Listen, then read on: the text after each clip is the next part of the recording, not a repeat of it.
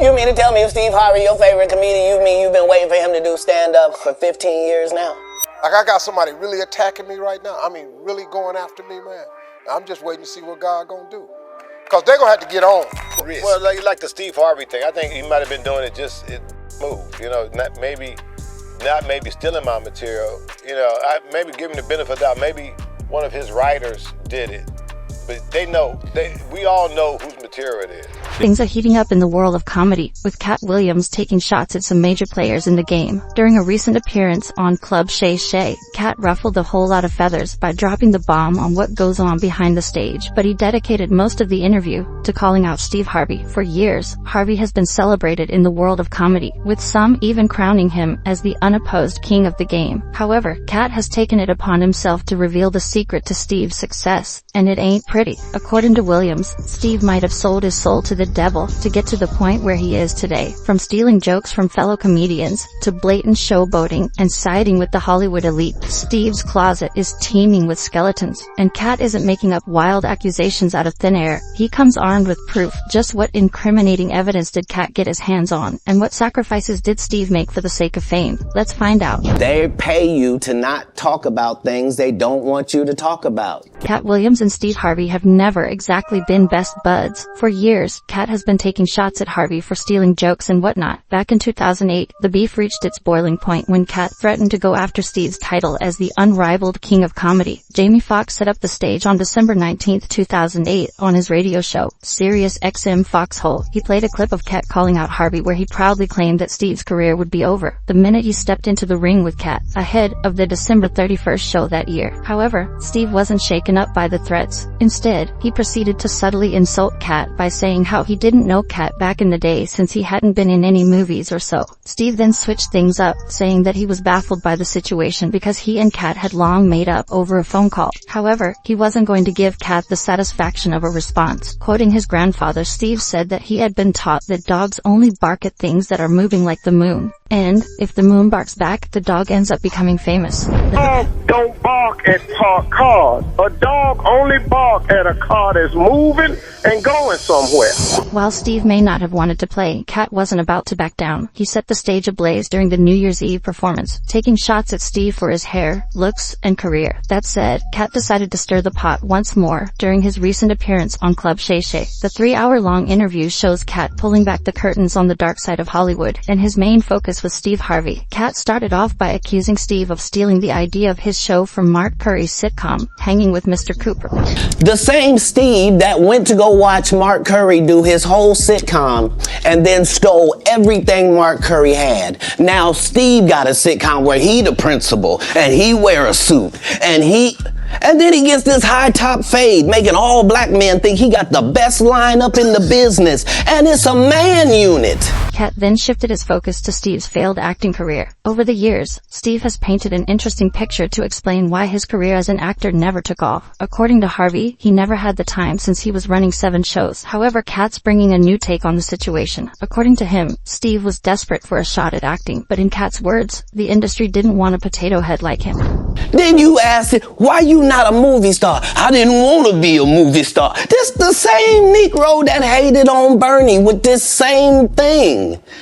I didn't want to be a movie star. No, you couldn't be a movie star. There are 30,000 new scripts in Hollywood every year. Not one of them asks for a country bumpkin black dude that can't talk good Oba-Kaby and look like Mr. Potato Head. There ain't none. You would have to have a range. He also called out Steve for lying about being homeless. According to Katt, there's no truth to Steve's claims because reportedly, when Harvey was touring with Mark Curry back in the day, he was raking in a mind-blowing $3,000 a show while doing 5 shows a week. This is like Steve Harvey telling people he used to be homeless. That's my story. That's not his story. Steve Harvey wasn't never homeless. When Mark Curry was touring with him 25 years ago, he was making $3,000 a show in cash and doing 5 shows a week. They just tell the stories. Thanks to my wife, I'm where I am. You said that about the first wife. You forget that? You told us it was her. Then you went and married somebody else that think like a man. Like, what are you talking about? They think they can rewrite history. Katt also stoked the fire by talking about the beef between Harvey and the late Bernie Mac. According to Katt, he too was approached for the next king of comedy. However, he ended up turning down the offer because he didn't want to end up in the same shoes as Bernie. They came to me. I was supposed to be the fourth king. I got the offer. Then what happened? But I turned it down. Why? Because you shit on Bernie. And I know the truth. You think I'm gonna let you shit on Bernie and then come get me? I'm the next king? Why? Because the whole time Bernie was here, you was acting like you was funnier than him. The reason you was supposed to go last is because it was your tour. Tell the truth. Katt then took shots at the tour, saying that although the tour featured 4 of the biggest names in the industry, it was actually Steve's tour. Katt delivered the final blow by saying that Steve's career only took off once Bernie was out of the picture. Because you can't beat the best. And until you humble yourself, you will forever be kinged by the king. And because you finally did it, because you didn't have no other choice, and now that he gone, you gonna act like he wanted to be a movie star. You stop it.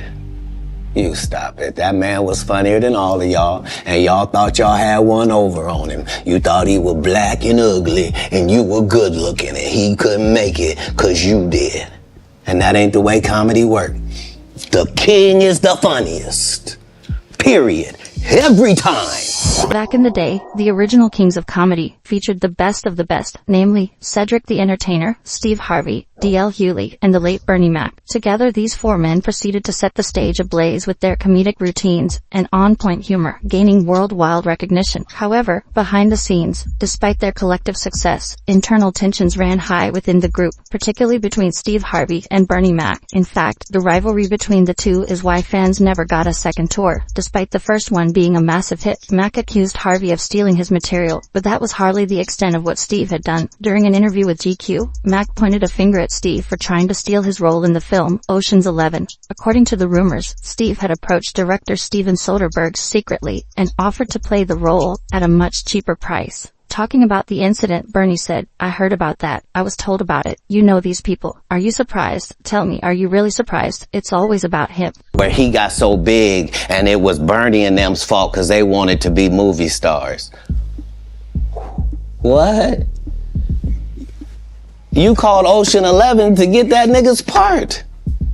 What do you mean you didn't want to be a movie star? In a jarring twist of events, Bernie had a lot more to say, mostly in line with what Katt had to say about the tour. According to Mac, although the tour was meant to promote 4 men, it was in fact a one-man show, that one man being Steve Harvey. The reason you were supposed to go last is because it was your tour. Tell the truth. It was Steve's tour. Not it was going to be called the Kings of Comedy. It was Steve's tour. These are the guys opening for him. Of course you gotta close if it's your tour. Bernie backed his claims by saying, "Go back and look at the Kings of Comedy tapes. Whenever he introduced his buddy Cedric the Entertainer, it was all about himself. So yeah, I knew about it. Did it piss me off? Nah, you can't piss me off. You ain't that good." Not one to hold back, Steve decided to tell his side of the story. During an interview in 2009, he said, "I was upset at first because it just wasn't true. Me and Bernie had a lot of good times together. And then this article in GQ came out and put all this vicious stuff in there." B said he never said, "I had to take him at his word for it." In another interview, Harvey clarified that he had no intentions of being a movie star. As for the allegations about him showboating, Steve didn't mince his words when he said that in this town, it's all about the ego business. Interestingly enough, Steve didn't feel like giving Bernie a courtesy call to clear the air following his GQ interview, simply because he didn't get one from Bernie when he first caught wind of the rumors. And so, against this backdrop of betrayal and backstabbing, Steve and Bernie found themselves on opposing sides. The beef between the two comedians has long been an open secret in the industry. Back in 2022, Cedric the Entertainer revealed the truth during his appearance on Club Shay Shay. According to him, Mac and Harvey never got along, calling them alpha males who didn't see eye to eye. Like Katt, Cedric's reason for turning down an offer for the original Kings of Comedy 2 was the simmering tension between Harvey and Mac. While Bernie may not be around to address the situation, his daughter, Janice McCullough, stepped up to clear the air. In a video posted on her social media accounts, Janice revealed that she never had a chance to meet Katt when Bernie was alive. But from all that she has heard, Katt seems like a stand-up person. I've ever heard my dad, say he's always seemed like a stand-up dude, so I have no qualms, no quarrels with him.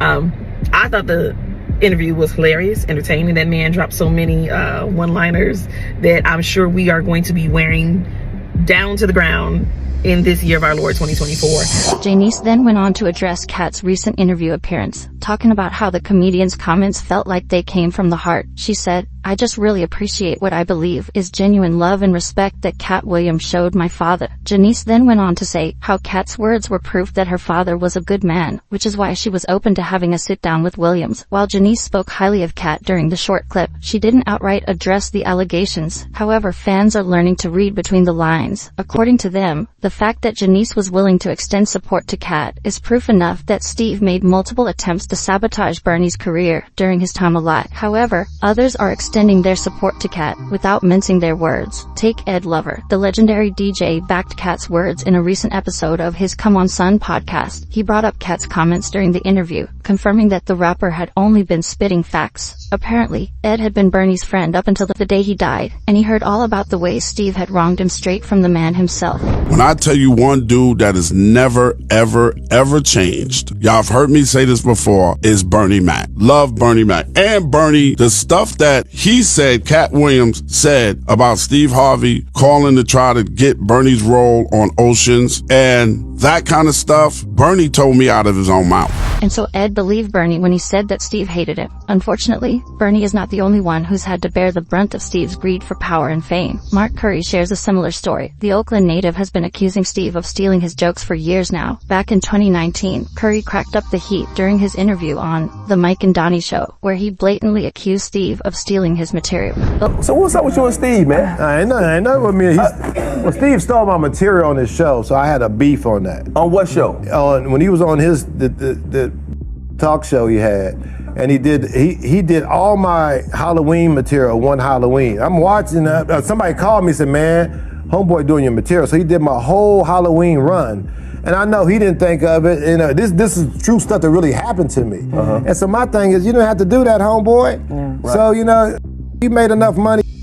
You know? Wow. However, Steve isn't having any of Mark's allegations. Back in 2020, Harvey told Mark to grow up before saying, "Steve Harvey ain't been on stage since 2015. He doesn't know what he's talking about. He's making stuff up, so I'm in peace. The only reason I'm commenting is because he keeps running his mouth about, now grow up. Never stole a joke in 35 years. Come to like a man and tell me what the joke is." Fortunately, Katt's recent bombshell interview allowed Mark to pick up the pitchfork once more. The comedian sat down for an interview with rapper turned podcaster Willie D on the Willie D Live show. For most of the 1.5-hour-long interview, Mark talked about his career. However, towards the last 30 minutes, Mark decided to reignite his decade-long beef with the king of comedy. The Oakland native started off by talking about how comedians in the industry have been stealing jokes for years, putting them in a position to either defend their integrity or comfort the person who got his material stolen. Mark then talked about how he has a different way of doing things, which sets him apart from his competitors. He said he avoided writing jokes about Obama and the COVID-19 pandemic, and it's this very unique thumbprint that allows Mark to recognize when someone has stolen his material. As for why someone like Steve would resort as low as stealing his jokes, Mark said that it's not because of the money. Steve has a loaded bank account. Instead, Curry believes that it's simply because Steve wants to steal his style. Following the incident, fans dug up old videos of the two comedians that prove Katt and Mark's claims. One clip of Mark shows him performing back in 1999, only for Steve to tell the same joke 6 years down the line. Costumes. Hey kids, please. Mama sent us down to the liquor store, put boxes on us. We didn't know what we were. I don't know what we are. I don't know. She didn't tell her. I think we UPS, I guess. I don't know. Every Halloween, I had the same outfit on. Every year. I just had a brown box. No, it wasn't nothing sad. I asked my father, could I have a new outfit? And he said, no, just wear the same one. It was just a brown box. And he just told me to tell everybody I was a UPS man. Interestingly, Steve has a few words for Katt Williams, despite the clear-cut evidence against him. He isn't taking Katt's insults lying down. On January 7th, 2024, the comedian posted a clip of himself hosting his show, Family Feud, on X, formerly known as Twitter, with the caption, "You don't have to address your haters." The footage showed Harvey talking about how he's never been one to give his haters the time of day, even quoting Psalms 23:5. You don't have to open your mouth. You don't have to do it, man. He prepares a table in the presence of mine enemies. He do it all the time. All my haters, I ain't got to say nothing to them. They got TV. They can cut their TV on 7 days a week. Steve then went on to talk about how haters are sent by the devil, only when you're effective at what you do. Towards the end of the clip, the Family Feud host said that he has someone attacking him right now. However, instead of stepping into the ring to clear his name, he's waiting to see what God has in store for him. Now, Steve never name-dropped Katt, but fans can easily connect the dots to figure out who he was talking about. That said, Steve's words won't stop Katt from turning heads in the industry with his outlandish claims. For years, Katt has spoken the truth and the truth only, not caring for the consequences. He's compared himself to Steve as two sides of the same coin. While Katt has prioritized not selling his soul to the devils of Hollywood, he claims that Harvey did exactly the opposite. The celebrated comedian prioritized climbing the ladder of success, sacrificing others in the process. That said, he's not alone. During his sit-down with Shannon Sharpe, Katt boldly claimed that Rickey Smiley, Cedric the Entertainer, and Steve Harvey are all part of a gang that makes a living by stealing the jokes of other comedians. These dudes will run over you. I don't know if you know how bullies operate. I but do. If you don't stand up for yourself, there really is nothing they won't do. Right. He took shots at Smiley for lying when he said that Katt would be taking on the role of Santa Claus in the 2002 cult comedy film Friday After Next, while Rickey would take on the role of Money. Katt then switched his attention to Cedric, outright accusing him of stealing his jokes from the time he performed at the Comedy Store in 2019. He also called out Ced for not being able to sing, dance, or write jokes, labeling him a walrus without skill. Katt backed his claims by pointing out how Ced's 4 comedy specials pale in comparison to his 12. Williams then tied the whole thing up by saying that the fact Ced, Smiley, and Harvey have been running in the same circles for 30 years is no coincidence. In his eyes, they're all part of a mafia that thrives by giving people like him the boot. They're all a group. Cedric, Steve, Rickey, they've been a group. Everybody knows that. They've been aligned. And there are these alliances in comedy. And if you stand against them, then they sometimes have a problem. But we don't let that change the content because that's all you know me for. While Katt gives off the image of a jealous rival, Steve's past provides all the evidence that fans need to believe Williams' words. Over the years, they have clearly seen Steve step on other black celebrities for his chance at the spotlight. Back when Monique landed in hot waters with Oprah for the film Precious, she made an appearance on the Steve Harvey Show to clear the air, and while the actress blasted the likes of Oprah, Tyler Perry, and Lee Daniels, she didn't spare Steve either. We got labeled as difficult because I said one word, and that was no. Now, I said no to some very powerful people. I said no to Oprah Winfrey. I said no to Tyler Perry. I said no to Lee Daniels. And I said no to Lionsgate. And the difficulty came in when people that look like me, like Oprah, Tyler, Lee Daniels, and I gotta put my brother Steve on the list. Harvey got the ball rolling by accusing Monique of burning bridges at the start of the interview, laying the blame on her. However, Monique called out the comedian for extending support to her behind the scenes, only to switch the tables in public. When I heard you go on the air and you said, my sister done burnt too many bridges, and there's nothing I can do for her now. Steve, do you know how hurt I was? And so, Steve's actions paint a clear picture for fans that when it comes to picking a side between the underdog and the Hollywood elite, Steve's loyalties always lie with the powerful. At the end of the day, everyone seems to be hinting at the same darker truth about Steve. For years, fans have seen his true colors slip through the cracks. Whether it's the tell-all clips or his interview with Monique, it's clear that Steve is not the man he claims to be. And so Katt's allegations about Steve stealing jokes and stomping on the career of his fellow comedians are not mere verbal attack. They carry weight and threaten the career that Steve has worked so long to build. While Steve may be avoiding the slander by taking the high road, the future may unfold a different narrative for him. As more industry sources step forward to confirm Katt's claims, the TV show host may find it hard to maintain his silence. So, will Steve continue to sit by and watch his career unravel, by the words of one man, or will he step into the ring and take on Katt's challenge? Only time will tell. In the meanwhile, keep your popcorn at hand, because as the harbinger of truth, Katt has set certain events in motion, and the drama will keep spilling by the day. Rick.